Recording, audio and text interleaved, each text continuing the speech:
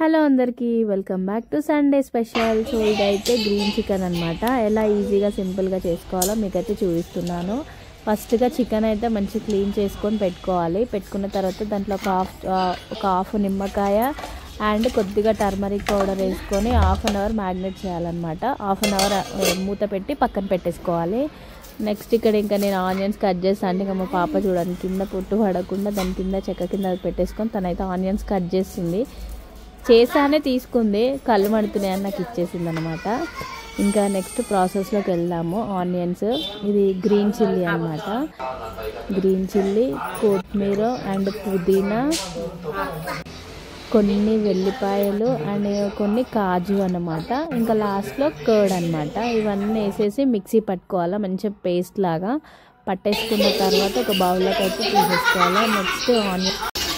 Next ఇంకా పొయ్యి వెలిగించేసి ఒక ప్యాన్ పెట్టేసుకొని దాంట్లో అయితే ఒక టూ టేబుల్ స్పూన్ ఆయిల్ వేసేస్తాను.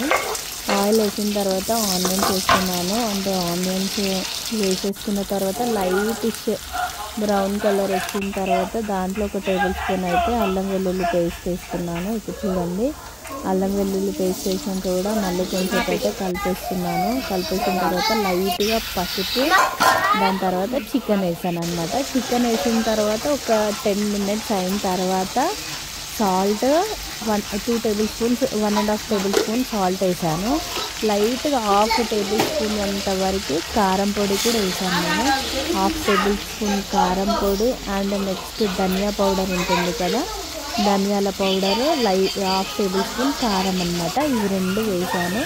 వేసేసిన తర్వాత కలిపేసి ఇంకా మళ్ళీ కొంచెం ఆయిల్ బయటకు వచ్చేంత వరకు అయితే ఫ్రై చేసుకోవాలి. చికెన్ అనేది ఇలా మంచిగా ఫ్రై చేసుకోవాలి, ఎందుకంటే మనం ఆ పేస్ట్ వేస్తాం కదా. సో దానికి ముందు చికెన్ అనేది మంచిగా ఇలా ఆయిల్ అనేది బయటికి రావాలి.